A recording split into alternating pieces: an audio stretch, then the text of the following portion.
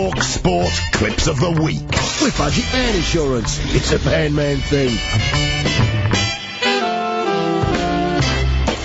So here we go then, Budget Van Insurance Clips of the Week, and we start with breakfast, and Paul Breen-Turner popped up on breakfast, and they were talking Spanish football, and Beaky made a very good point about Valencia. It's strange that, because you look at them, Paul, and they've got, what, 12, is it, or 13 internationals in their squad. So 12 or 13, that's interesting. 12 or 13 internationals in their squad. About a minute later, Andy. Yeah, then a minute later, Alan made an equally good point about Valencia. Yeah, a good squad this time, Paul. I think they've got 13 full Spanish internationals, haven't they? Same point, essentially. Same point as Beaky's. Now, Mike Parry was talking to Talksport's movie man Ambrose about the new film by There's Something About Mary's Judd Apatow, and this is what he came up with. So, it's a very funny film, and it's done in quite a good-natured way, so I liked it. Ambrose, is it the same as that? What was that one called? There's Something the Matter with Jenny or something? Yeah, something about with Jenny, something about Mary. We got the idea. He wasn't far off, was he? Now, we've all heard Ian Danter's impersonation of Jack Bannister. It's marvellous. But Jack does his own fabulous set of showbiz impersonations. Try this one, a bit of Brucey. Oh, yeah.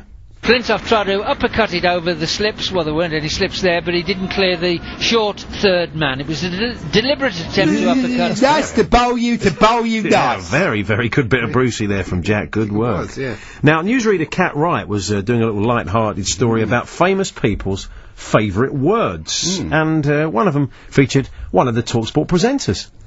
Historian Simon Sharma favoured garlic, while MP and TalkSport presenter George Galloway picked indefatigability. Yeah, not her favourite word, obviously. Obviously not. Not one she uses, Kat, particularly often. Now, here's Mike again with a great competition.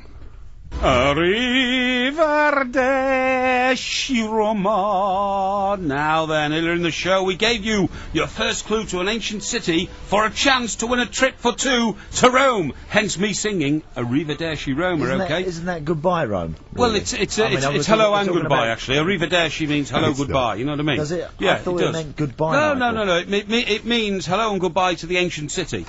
Yeah, well, I think that's such a blag artist, isn't it? Luckily, the listeners came to Andy's rescue and picked Mike up on it. You tube, Mr. Parry. Arrivederci means only goodbye. Ciao means both hello and goodbye, says Tony. See, I don't know anything about Italian. Not colloquially. Tony mate, on the M25. You get yourself down on the Spanish Steps there in Rome. Oh, yeah. Yeah. For some reason. Skaggs, you're sitting there in Italian. He's completely wrong, isn't he? Yes, exactly. Now, where are we? Here's Alan and Beaky talking fashion. But I did have the Crombie, Al. I did have the Parallel. Maybe a Vespa. With the turn-ups, and I did have the Brogues. And the Ben Sherman shirt. Did you? Oh, yeah. Levy Stay Press? Levy Stay Never had any of that. Never had the Levy. I'll tell you Levy that. Stay Press. He's just joined the Chelsea coaching staff today, I think. That's right, from Hapoel Tel Aviv. Yeah, he's come there. Good old Levy. Best of luck to him with Avram Grant at Chelsea. Now, next up. It's Tomo with news of a TalkSport presenter with many strings to his bow. He was the best I've ever trained. We think he'd have won the Arc and the Classic. I think he's probably right. Of course, sadly, we'll never know. And my good friend Ian Wright has been flown over there by private jet, Sheikh Mohammed's private jet, to do the surgery on him. And it's incredible, isn't it? He's so versatile, isn't he, Wrighty? Does this telly, radio, veterinary services, professional footballer. There's nothing the boy can't do. So this is Mike Parry again with news of Big Emil. Right, Emil had it says a blender here, but it means a blinder. Emil had a blender? I'll tell you who had a blender last week. Who did? Kenwood Jones. Kenwood Jones. Tremendous for Sunderland. Fantastic goal, well done to him. So, what's next, Andy?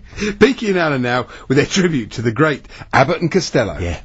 One more. This is from Al Stewart, who's in Essex. Oh, the year of the cat. The Moose's new name. You mean Al, and it's Stewart. Oh, it's Al Stewart. Is it? I don't know. Al from Stewart in Essex. Anyway, whatever. Al. No, Al to me, and it's Stewart in Essex. All right, okay. Oh, I see what you mean. Al full stop. It's there. Who's on first? Al isn't it? to me, Al Stewart to in me, Essex. Stewart. No, so is it? Oh, he's from Stewart in Essex. No, he's not from Stewart in Essex, Beaky. It's Mike again with news. He brought us news of a man doing the 100 metres in 1 second. He thinks that'll happen in the next 100 years. Happen, definitely. But what about this great sporting record that's already been broken? What nationality was last year's Bupa Great North Run men's race winner? We offered you A, South African, or B, Kenyan.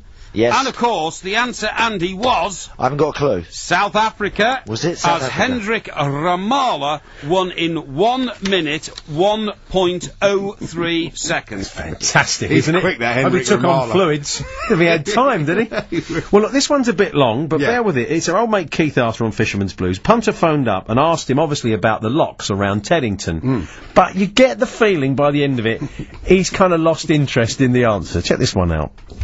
I don't think they've been washed over the weir, for example, and they're hardly likely to swim downstream through the lock cut, because once they get into those big secure lock cuts, and there are a few quite long lock cuts as you come down the river, because the lower Thames wasn't flooded. Although there was flood watch, it didn't actually flood. The water levels didn't get as high as they did in 2003. So once you get to the section like the lock cut at Teddington, which is a particularly long, particularly wide and relatively deep lock cut, there's plenty of sanctuary there for the fish, and I couldn't imagine them wanting to travel through the lock to get out of that bit of comfort.